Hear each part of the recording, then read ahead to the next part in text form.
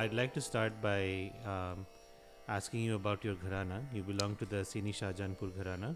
Can you talk a little bit about how that gharana came Yeah. about? So, as far as I have heard from my father and from the other um, learned exponents of our lineage, our gharana has its roots. In fact, it has the same roots as the Gwalior gharana.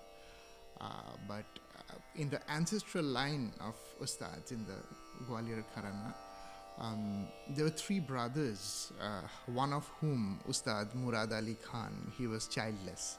So somebody in his family uh, said something about that, and that hurt him very, very badly. And he said that, well, if you people think that music survives only through biological progenies, I'd prove you wrong. So he left home, he went to Darbhanga, he became a court musician there, and then he picked up an orphan from the court of the Darbhanga Maharaja, and this orphan was Ustad Abdullah Khan, and Ustad Murad Ali Khan taught and groomed him as one of the most revered and respected Sarodiyas of his time. And Ustad Abdullah Khan Saab's son was Ustad Muhammad Amir Khan, who later went and settled down in Shahjahanpur, Uttar Pradesh. And he is considered as kind of the person who gave this gharana its name and the shape. And our gharana, I mean, at that point of time, it came to be known as the Shahjahanpur gharana, since Ustad Muhammad Amir Khan was based in Shahjahanpur, Uttar Pradesh. In his later years, he was invited by one of the zamindars of East Bengal, presently Bangladesh, in Rajshahi, and he went there as a court musician, and he taught the son, one of the boys in the family of the zamindars, and this person was no other than Pandit Radhika Mohan Maitra. And Pandit Radhika Mohan Maitra not only learned from Ustad Muhammad Amir Khan, in later years he also took extensive talim from the Beankar Muhammad Dabir Khan. So in Radhika Mohan Maitra, we had a confluence of the Shahjahanpur and the Senia Beankar Gharana. And that's how our Gharana came to be known as the Senia Shahjahanpur Gharana. Ustad, after Pandit Radhika Mohan Maitra's here, I mean, Muhammad Amir Khan actually taught many other students. Apart from Pandit Radhika Mohan Maitra, there are few other names to reckon. Also, there was Bani Kantho Mukherjee in Kolkata, and a few other people. And Pandit Radhika Mohan Maitra's one of his principal disciples was my father, Padma Bhushan Pandit Buddhit Dasgupta, and my father actually, he added and extended the repertoire of the Senia Shahjahanpur Gharana to a considerable extent in various different ways. And he taught,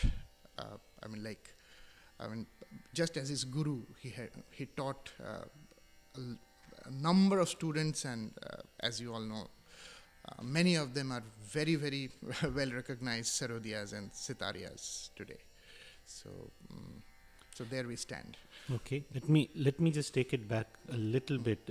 I've also read that there is a link between your gharana and the Rabab players of Afghanistan. Is that true? Yes, absolutely. So that was, as I said, that it actually comes through the original Shahjahanpur gharana. Basically had its roots in the Gwalior Gharana, and the Gwalior Gharana actually comes from the Bangash lineage. And the Bangash lineage can be traced back to the absolutely like the initial like group of Rababiyas who came from Afghanistan to India and here to Hindustan, and like Ghulam Bandagi Khan Bangash and others.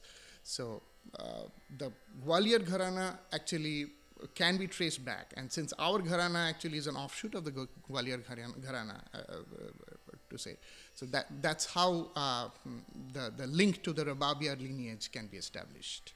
So, can you talk a little bit about how your style is distinguished from other instrumental gharanas? Yeah, to start with, right from as we listen to the available older recordings, Ustad Muhammad Amir Khan, Pandit Radhika Mohan Maitra, as well as my father, all, I mean, if you listen to their styles, all of them laid a lot of emphasis on the Toda Ang things, which actually, I mean, which is entirely based on the right hand bowl work, which we actually owe to the Rababiya lineage. So it's a lot to do with the bowl bani work, the plucking patterns with the right hand that is done on the Sarod, and that actually reflects in a replete way in our guts, in our tan patterns. So, and also, I mean, I would actually illustrate this a little bit. Particularly my father, he extended this application of Bol Bani Ang right hand work even to the slow bistar. So, which is similar to the Peshkarang playing. So, so in all that, in the guts, in the Toda based tan patterns, in the Peshkarang, slow bistar things that we play, all of that reflect the Rababiya repertoire. So, can you demonstrate that sure. a little bit?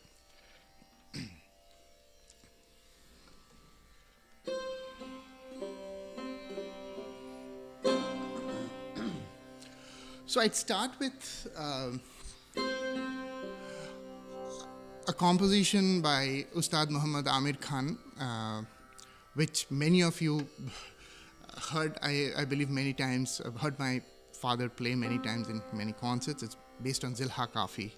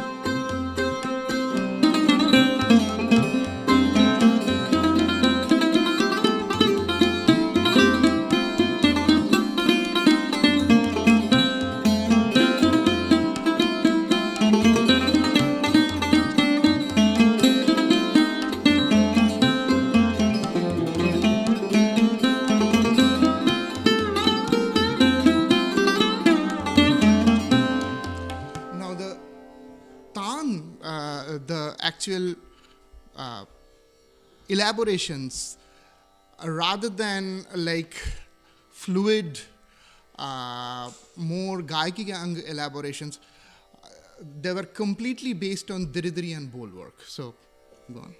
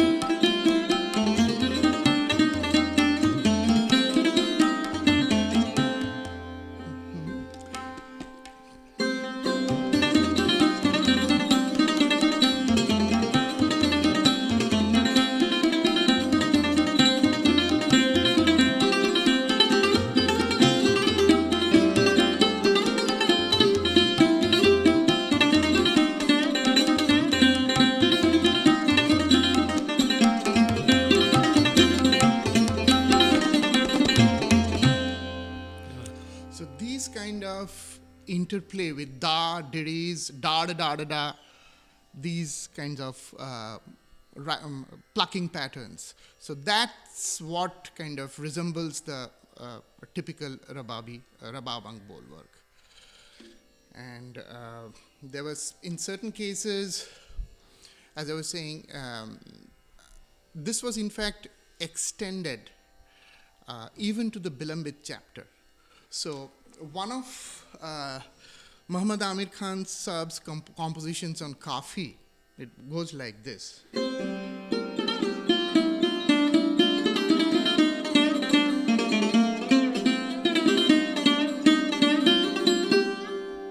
Now, if you notice the last few matras, keep the thika. Din din na na din din na.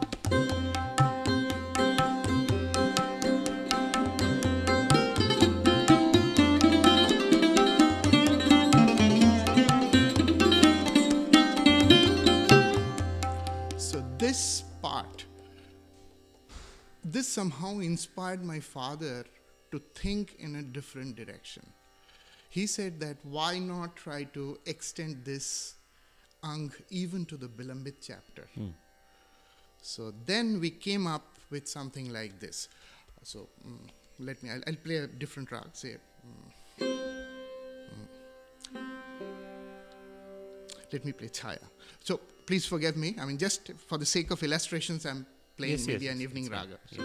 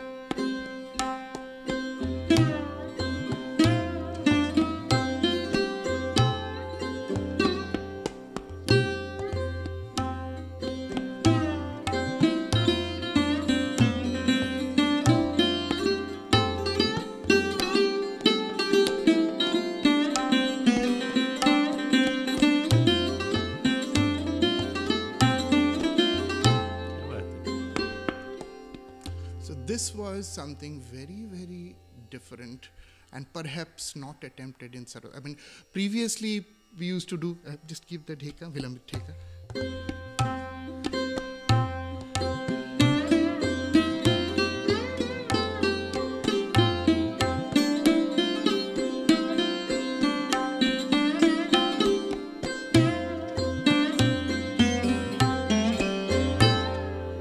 This was more of the Bilambit style of playing, but this, in the first place, the rationale for this was to provide particularly the percussionist, a context to play something from his perspective.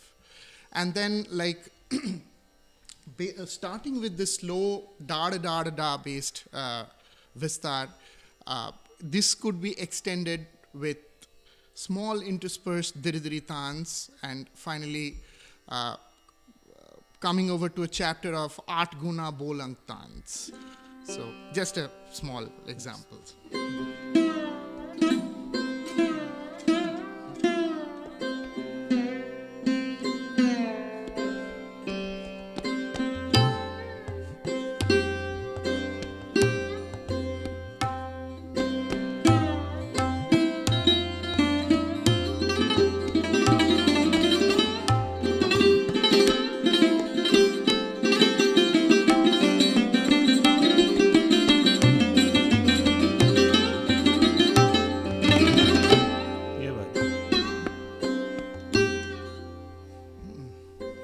So, and then like some of his typical tihais, very interestingly, like it was a combination of these diridri and da da da da da phrases. So.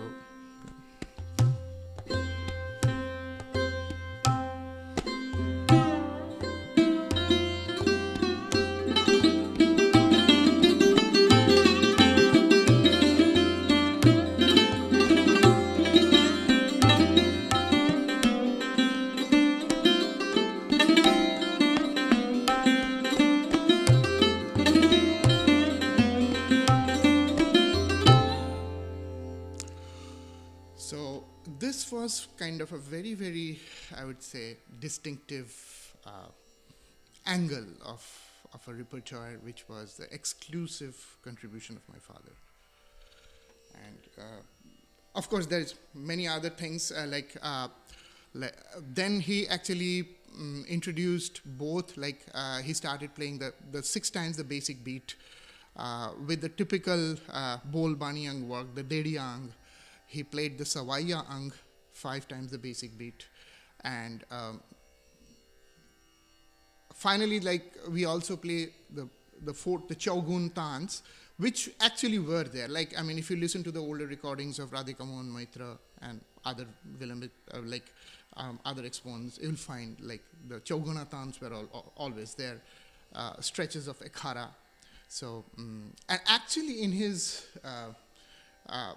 this Rababong repertoire, he became interested in this in a relatively, I would say, in his middle ages, but right in his youth, he was absolutely, completely bowled over by the Gayaki of Ustad Bade Ghulam Ali Khan. And at that point of time, we had a lot of the Ekhara Ang playing both in his Bilambit and Drut playing, actually. So coming back to our Gharana, the actual Rababia repertoire reflects in our guts, our Bolang Diridri Tans that we play in the Drut, and also in all these chapters, Art Guna, then Dediya, Savaiya that we play in the Vilambit.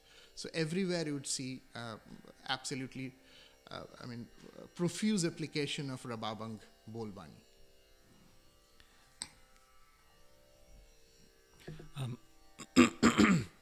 Let me now go on to Ragdari. Mm-hmm. Your Gharana is very unique in some aspects. There are rags like Chaya, for example, which kind of is an exclusive rag of your Gharana.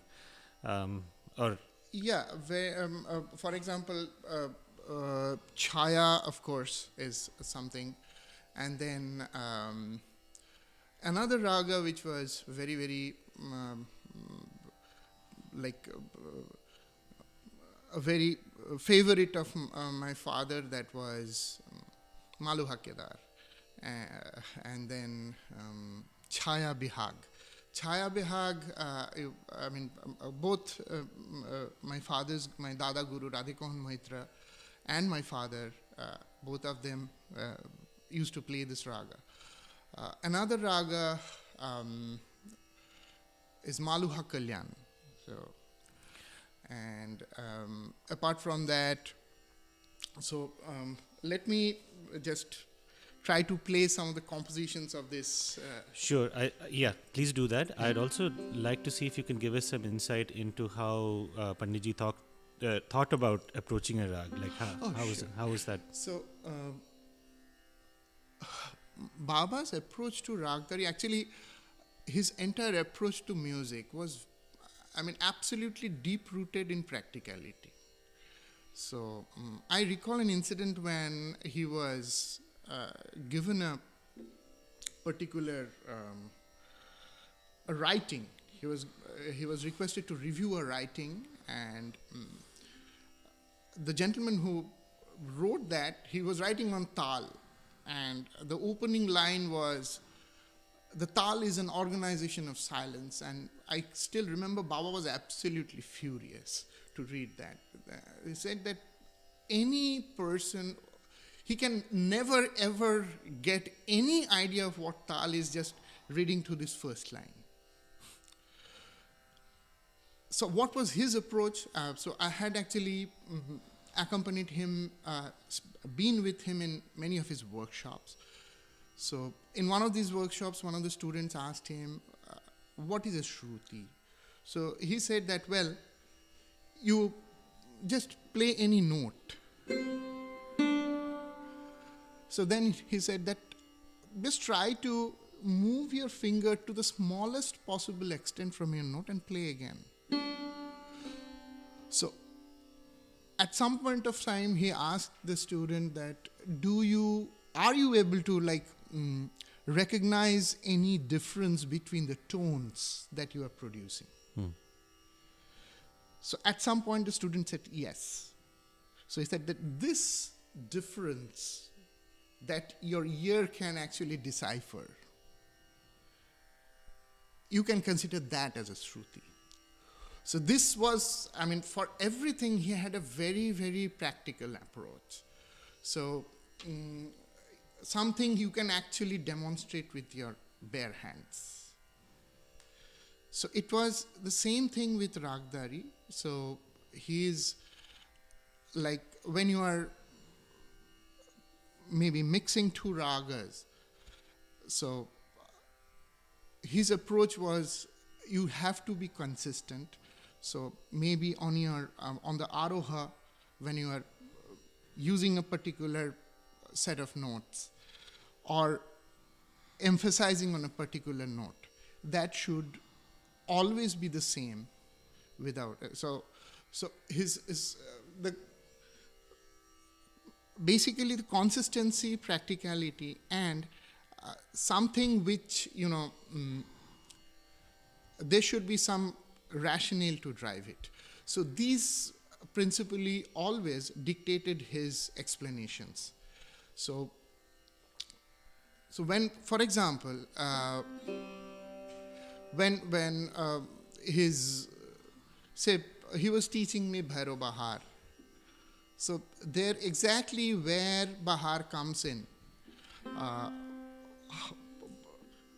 where actually what exact sequence of notes to apply and at what point of time, and particularly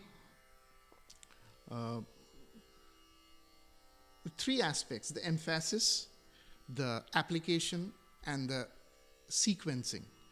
These things have to be consistent throughout.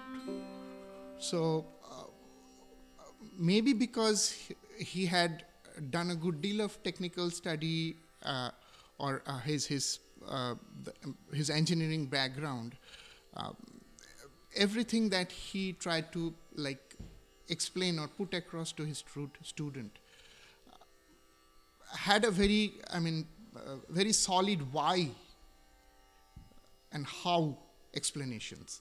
So maybe it might sound a little bit generalized, but that's, to my understanding, was his approach to explain ragas. Okay, you're going to demonstrate some? Sure.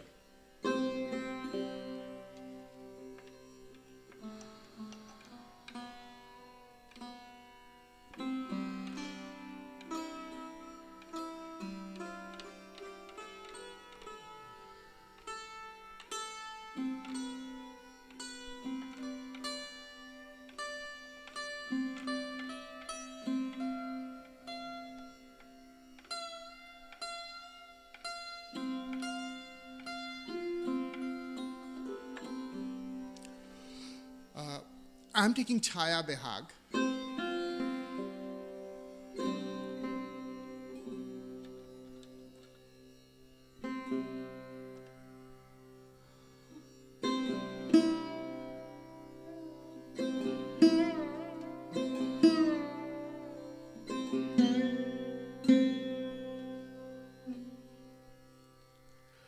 So, according to his explanation, when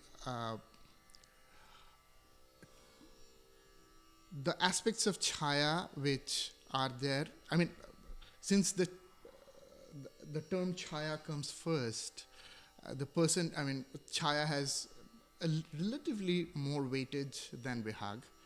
So the opening phrase basically is always oriented to Chaya.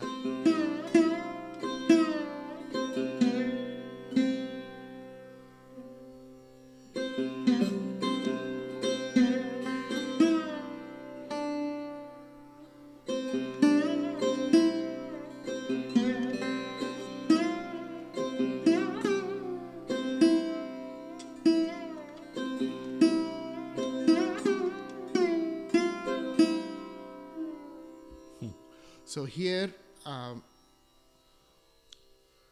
the typical advent or onset of Behag comes with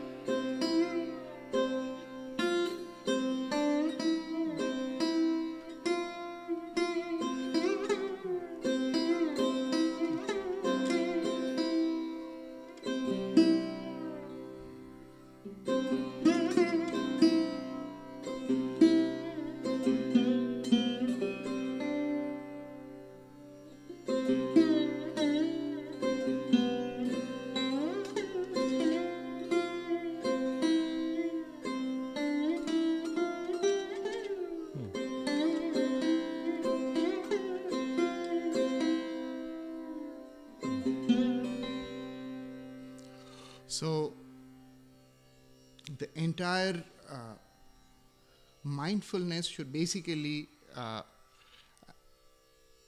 focus on like the Chaya Ang. I mean, as I said, that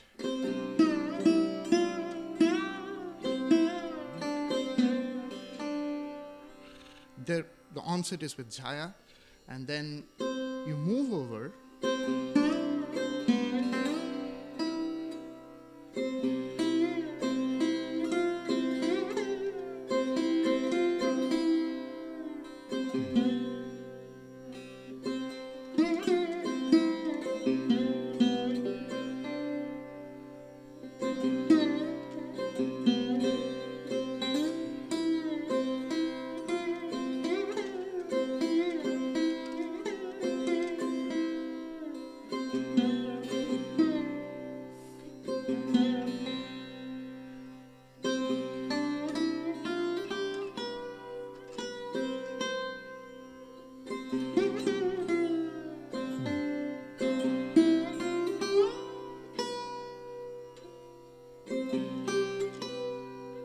So when you go back to pure Chaya, it's mostly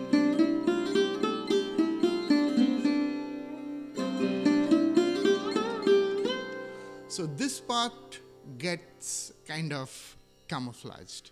So instead of, it's like nudging it closer to Behag, right?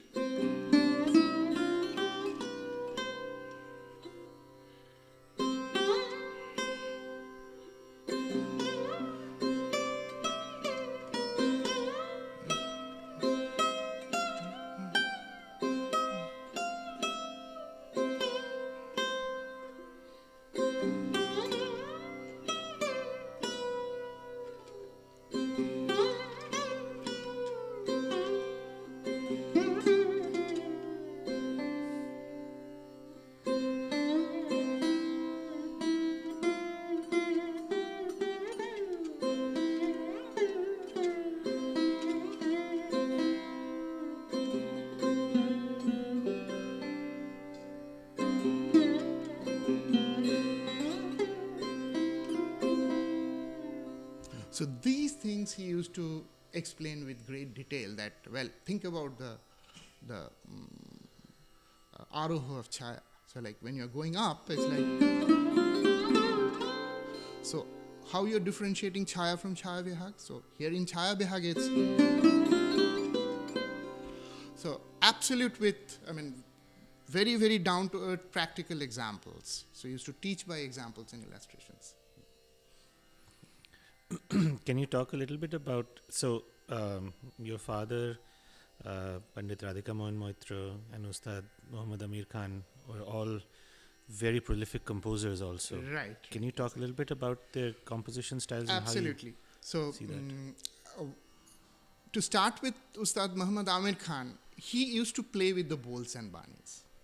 So, once again, I'll go back to this particular composition in Kafi, which gives you, very, very, I would say, a typical example of that.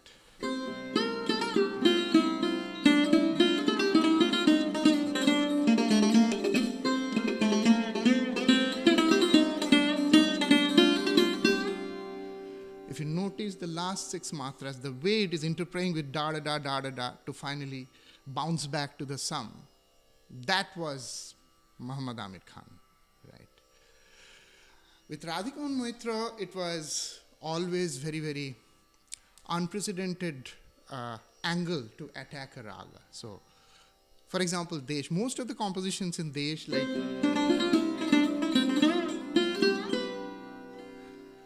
Radhu Babu was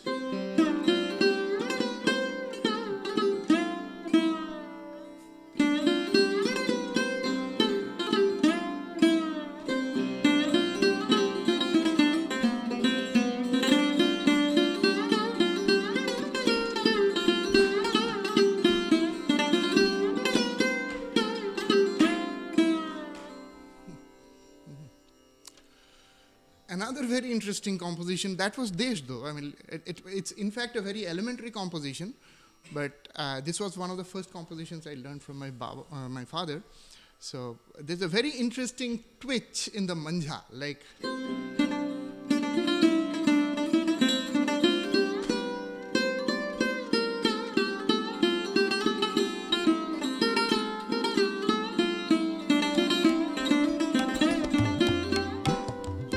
This re to ni, very unexpected change in direction.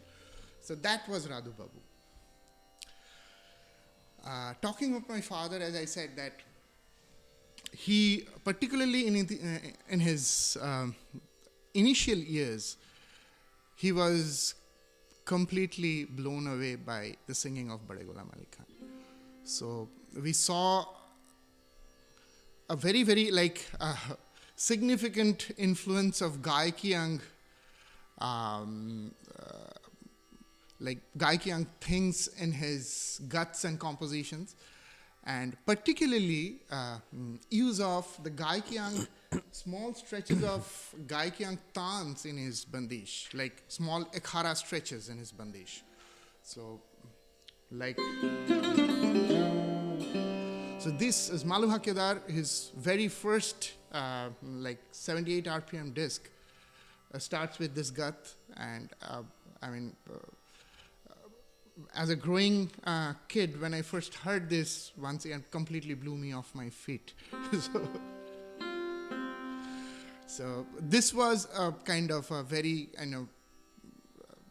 kind of a significant change in thinking and direction in our gharana, this kind of compositions.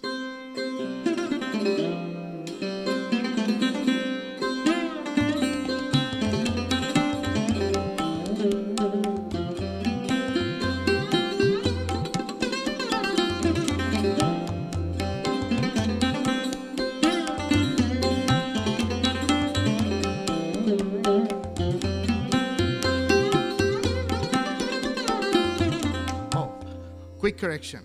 This is a little deceptive. The sum is right there. Okay, let's take it one more time.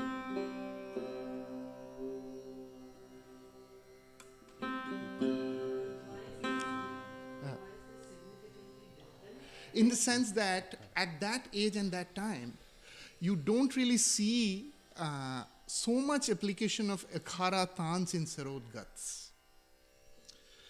So my father actually came up with a series of guts in different ragas. All of them, I will actually demonstrate some of them, had application of ekhara tans all over.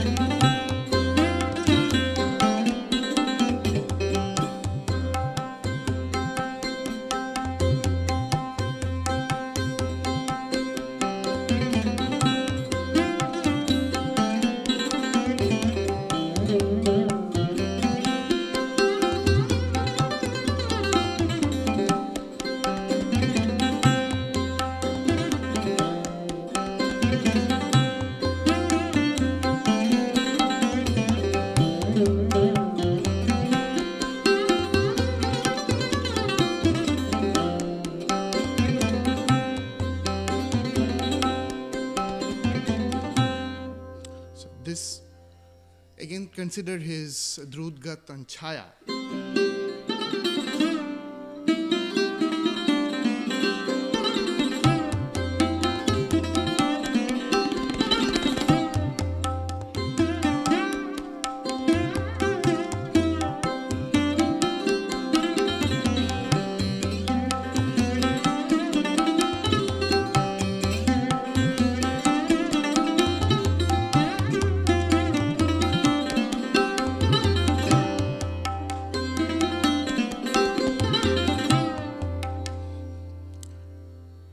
Next,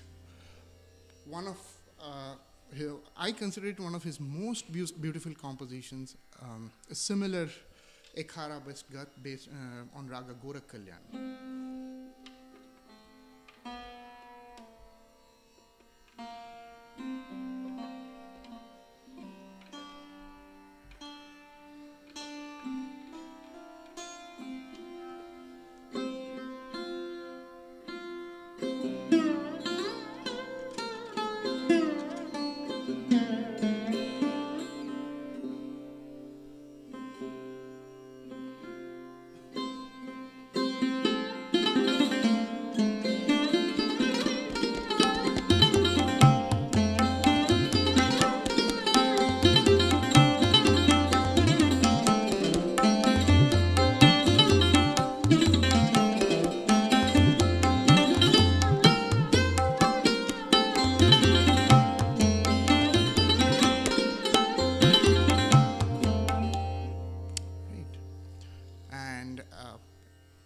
Again, you might have heard this. He played this gat quite often at different conferences. This Surdasi Malhar.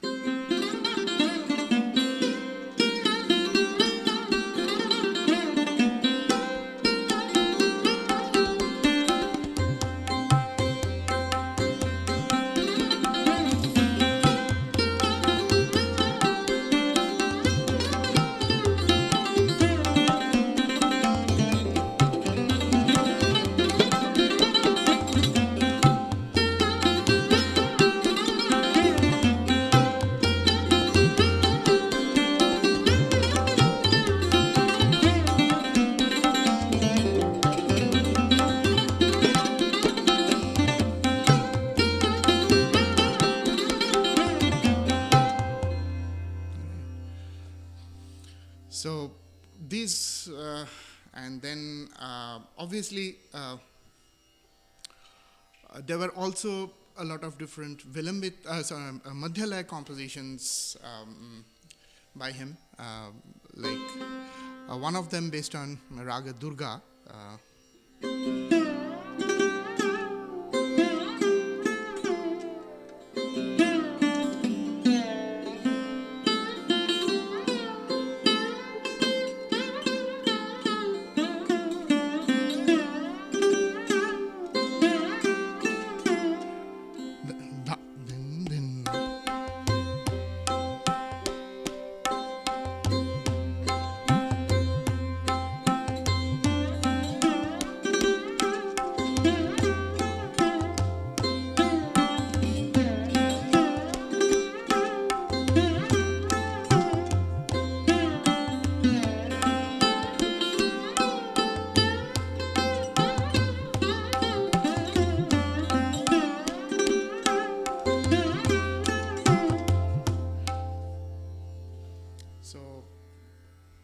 It was like, on one hand, there were reflections of Gaikiyang influence. At the same time, both like Bolkari, or even kind of combination of Bolkari and Ekhara. One of the Durga Gats. Na na.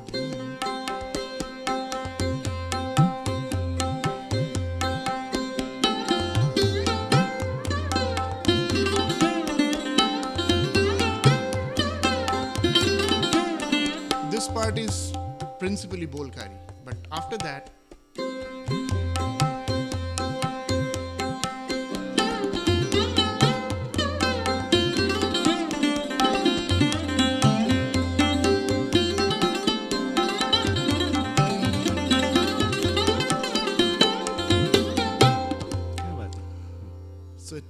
combination of bolkari and ekhara. So, I mean, it was like a variety of different angles of composing guts. So you've touched on Panditji's love of Bade Ghulam Ali Khan Saab's vocal style. Right. Let me now ask you about the vocal influences on your gharana. Right. As you said, the gharana has sprung out of the Gwalior gharana, therefore there was a strong influence of Khayal, Tappa, that Gayaki.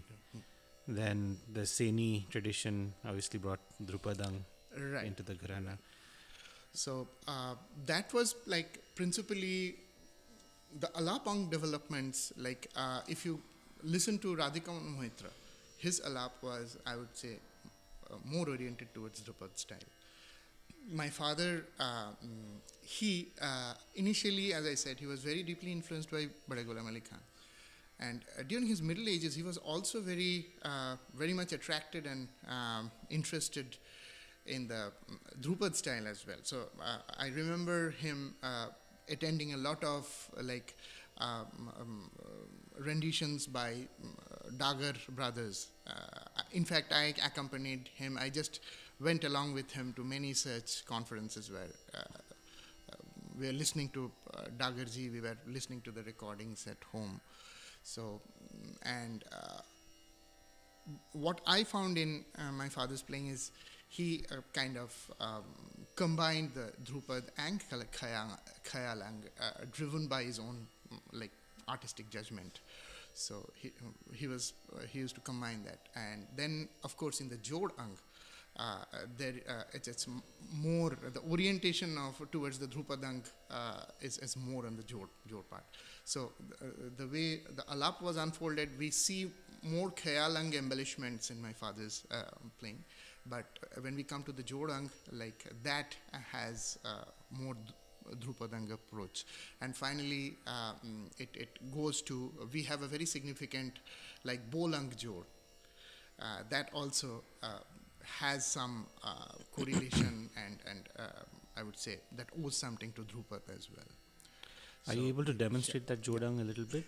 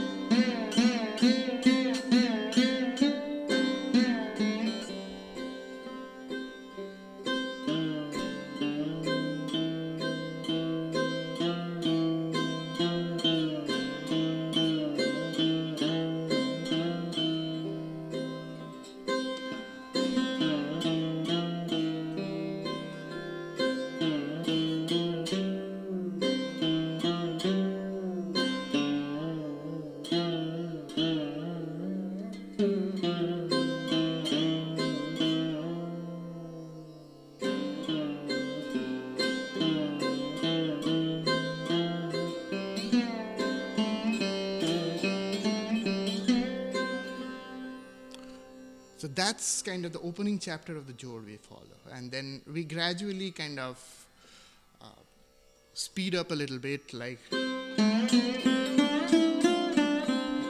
So at this laya, we gradually introduce some sort of gamaks. And these gamaks, once again, seem to echo some of the Drupad style.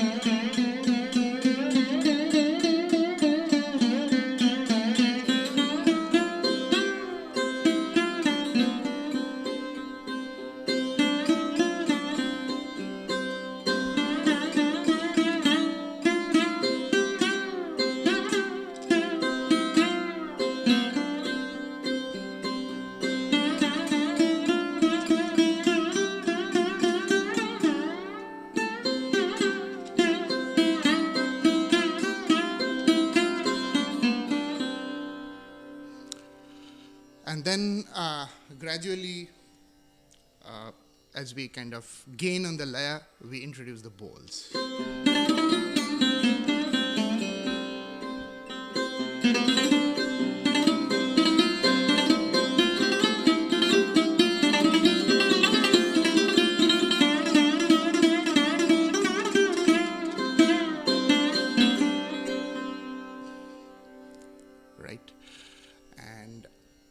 Then one of the most typical in our Jod Ang, one of the most typical things we play is Ladant.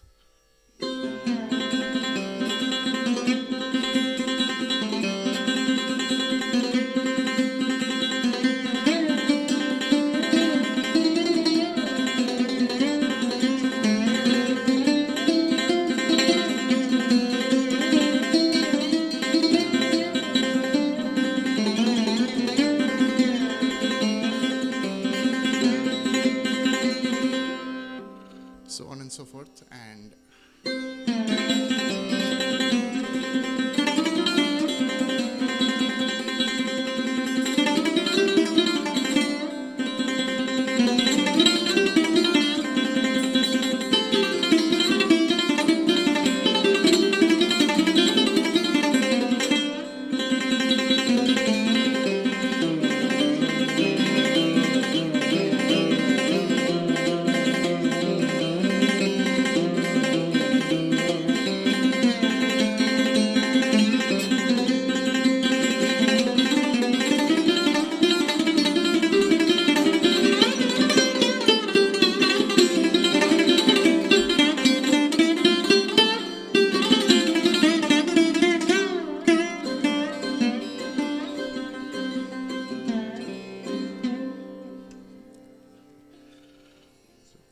so this, I would say, possibly would give you some idea how our style of playing, basically imbibes elements from Drupad style. And within the context of the expansion of the Gat, would you say that the method that you use is also influenced to some by extent, Drupad? yes. I mean, if you notice, particularly the Peshakarang that we played during the opening chapters of the Vilambit, that definitely seem to have some correlation with the Drupadang.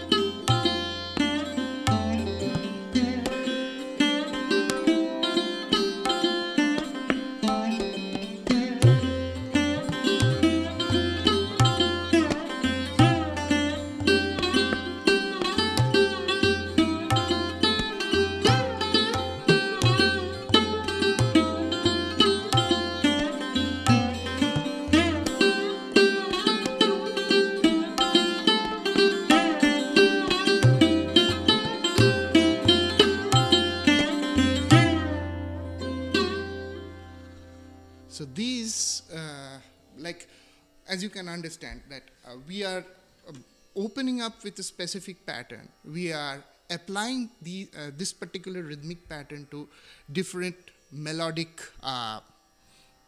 outlines.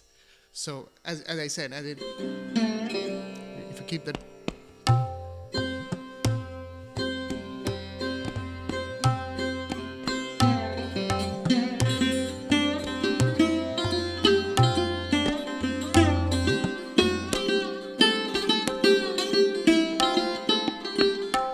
Structure is the same, but you're applying it to different raga phrases.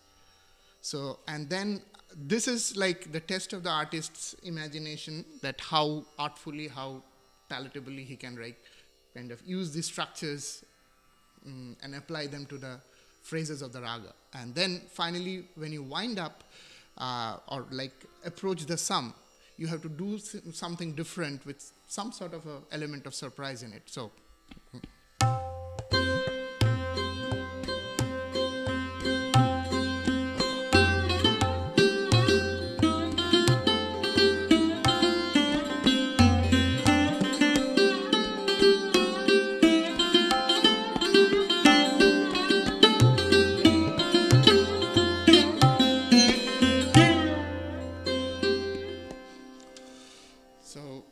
This definitely, I would say, kind of the systematic approach and like not breaking the, the rules of application. This is something which is very common to Dhrupad, right? Khayal is actually more about like doing something different from the rules to make it more interesting. But Dhrupad is how you can make it more interesting given the framework of the rules. Yeah. Your father was also very interested in Rabindranath and his work. Yeah.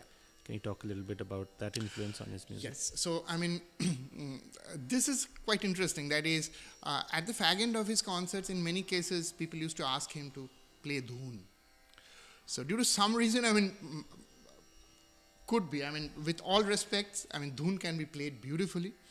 But my father, I mean, he wanted to play something different because, I mean, to him, like, dhoon appeared to be something which is oft played and, in a sense, oft repeated. So he wanted to do something different. So that's why, and since we are Bengalis, and as you can understand, that Tagore's works, both in terms of literature and music, Bengalis grow up with it. So my father actually, when he heard many of these Tagore songs, it occurred in him. I mean, he found very, very interesting application of melodic phrases or very interesting raga expressions in them, and he thought of deriving bandishes out of that. So his first attempt was with a very, very popular Tagore song, Shedin Dujane Dulechinu Bone. From that, he composed Gath in Pilu. He performed it for the first time in 1978 national program. He did not announce that it was derived from Ravindra Sangit or anything. He just played it as Pilu, and the listeners appreciated it quite a lot. And from that point onwards, he continued working on it, and finally he ended up creating about 29 to 30 different guts from different Ravindra Sangits. So they can be categorized like broadly in 2 or 3 different categories. So some of these songs, if you listen to them, since Tagore had a grounding in Indian classical music, it appears that he might have pretty much reused some of the motifs or some of the structures of old khayals in his songs. And old Dhrupads also. Old Dhrupads also. Yeah. So, like if you, the song Shunno Hate Phiri He, that's an example of typical Dhrupad style singing. And then there is a Nat Mallahar composition, Shukho Hin Nishidin, which sounds very close to a Sarod Gath. So, and apart from that, there were many, many songs in which you find extremely interesting application of note sequences within frameworks of raga, which are completely, out of the box. So my father really enjoyed kind of discovering and, utilizing these typical phrases. So one example is Raga Desh. He heard this song, Ebar Abo Gunthano Kholo. Mostly the compositions in Desh seem to have the sums on Nishad or Rishav, but this one has a sum on Komal Nishad. So, I mean, if you like some of the compositions of the typical compositions in Desh, or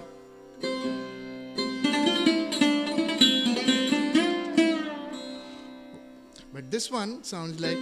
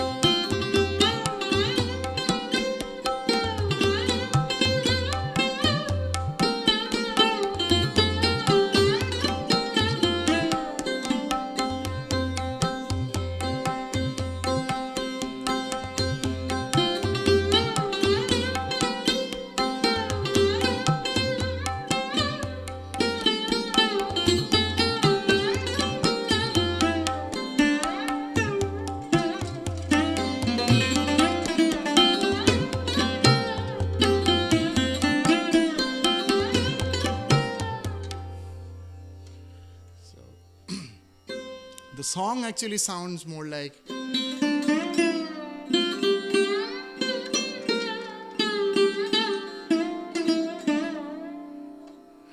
so, but this angle of like approaching with a sum on Komal Nishad, so that was appealed to him, and that's how this gut was created. Any questions for Anirban?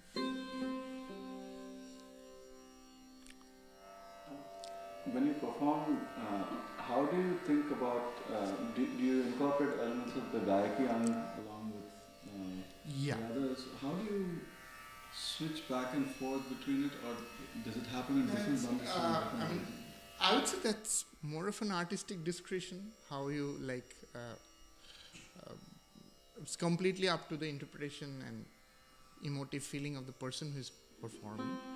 But once again, the very basic consideration is the way my father used to explain it to his students, that give the listeners some respite. So it's not always a continuous non-stop spate of tans, and between tans there should be chapters of Vistar, and then try to intersperse tans and Vistars in an interesting way. So that's how, and our, I mean, if you listen to any of these guts that I played, like this is typically Gayaki Ankat only.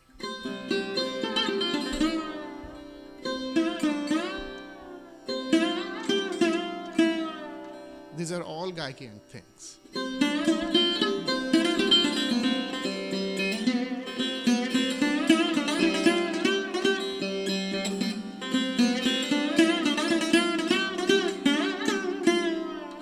This is an example where Tantrakari and Gayaki run side by side.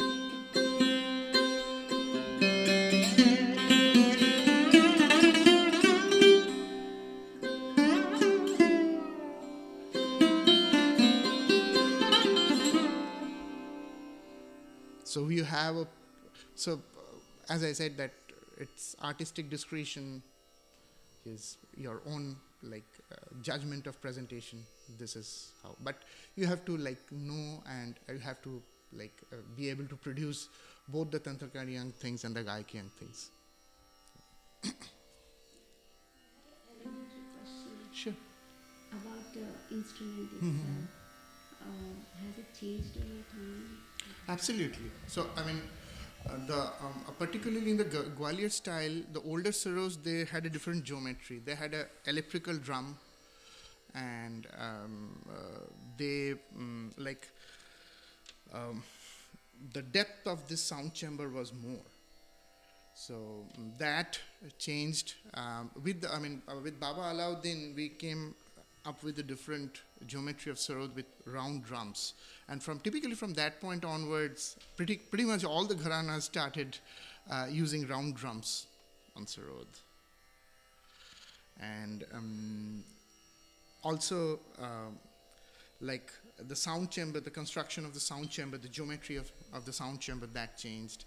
And one of my father's small additions, where they were good as well as bad, not so good, I would say, comments based on that. But in order to be able to access the notes in the higher reaches, he basically added this small hump at the base of Sarod, so such that you can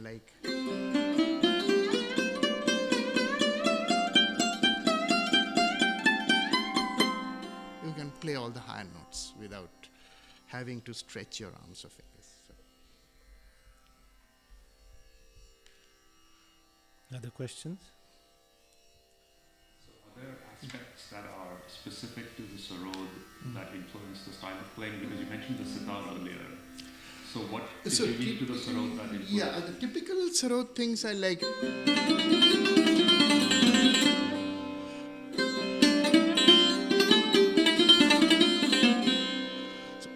let's play a little Vilambit Theka. Da, din, na, din, na.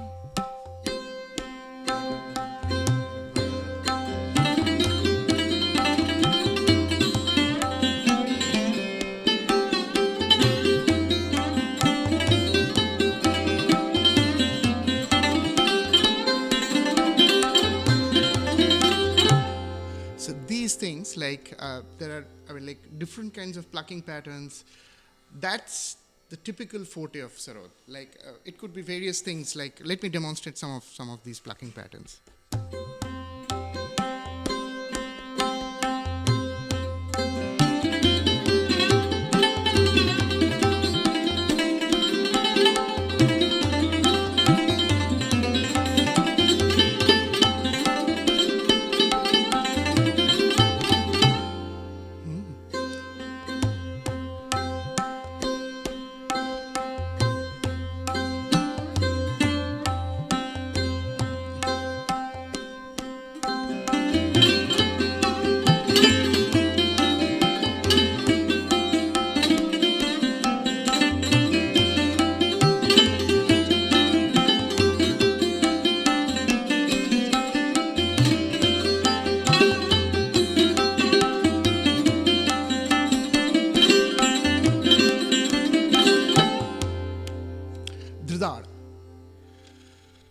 So these da-da-da, dridada, da-da-da-da-da, these are all another very interesting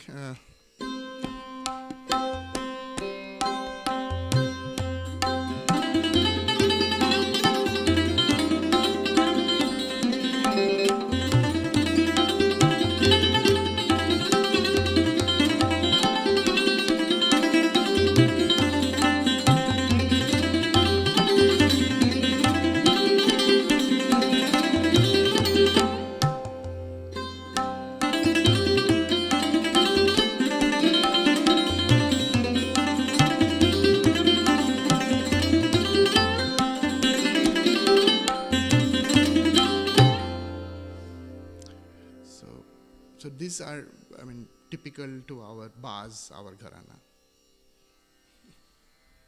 What is the basic difference between Maihar and The basic difference, I would say, the Maihar style is much more fluid, whereas our style is more kind of bound to rhythm, I would say, all the way through. We do also have stretches in our, but the Maihar style is completely it's more about a free-flowing vistar. As I said that, as I demonstrated, that right from the onset of the Vilambit, we start with a rhythmic pattern. We start with, we do a few vistars here and there, but it's more about sticking to specific rhythmic patterns. So be it through the 8 times the basic beat or 6 times the basic beat, those, I mean, we are more rhythm bound, so to say. That's one thing. And the other thing is definitely the usage of bol banis. So, I mean, one very interesting, in the Dediyaung, we play certain thing, a particular bol pattern, which is very, very, I would say, exclusive, not very oftenly heard anywhere else. Bilambit Theka. Then,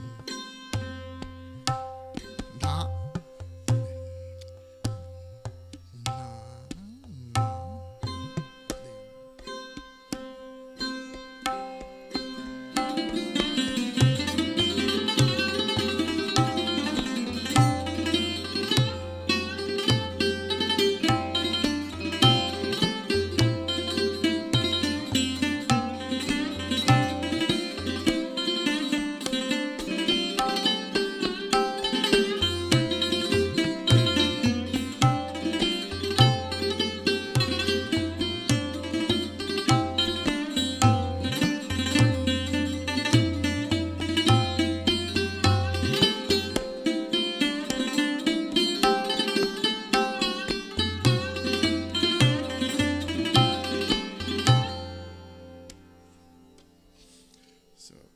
So these kinds of bol patterns, this is very, very typical of our style.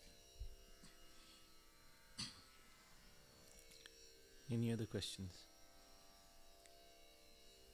What would you say are some of the interesting new developments in Sarod technique or Ragdari in playing in the Sarod last? technique, I mean, firstly, like, so far as the Ekhara fingering is concerned, my father, particularly with the usage of third finger in Ekhara tans, like, so I'm switching to Kedar. So the pattern is Sare Nisa Magapama Dhapa Magapama Resa. So typically, when you perform something like this in Sarod, if you have to, absolutely from start technical terms, if you have to perform 3 das in a row, that is physically much more exacting. So how can you do it in a more efficient way? Rather than 3 das in a row, like usage of the third finger, playing the madhyam on the sa string.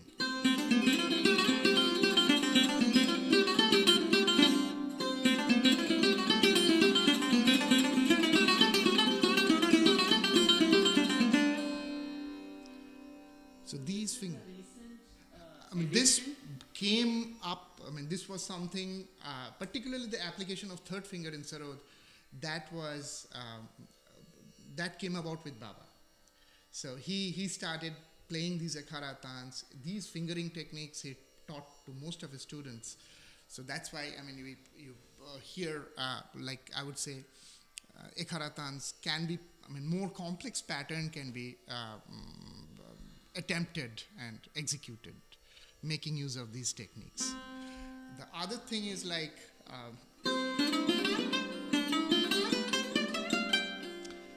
usage of the second finger, breaking up the, compared to sitar, straight, like going up the octave is relatively more difficult in Sarod. If you do it with first just one finger, you can see on one finger to coordinate your movements. So one approach that was suggested is to break the movement with the second finger in between. Makes it easier.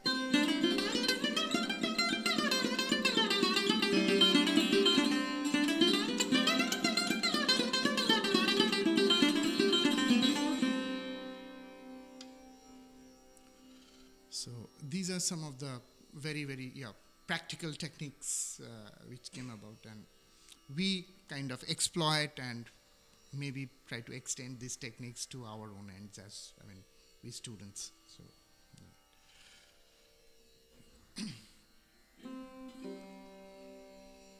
Anything in the last few years, say 5-10 years, are there new developments or? Last 5-10 years,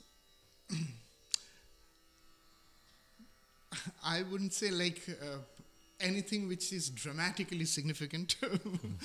So what we see, I mean, he had particularly across gharanas. Now that we have the social media, we have much more, open communication. Things can be exchanged across different styles more easily, and people can like look at the videos or actually attend concerts. There is more kind of cross-disciplinary attempts. People from other gharanas trying to play things from another gharana. So these things are definitely there. But so far as, to be very honest, if you listen to Baba Alauddin's playing, his, the extent of his technique and repertoire, there has been extension, but as I said, by and large, not really anything really dramatically significant, right? Anything else? Thank you so much. Yeah, thank you.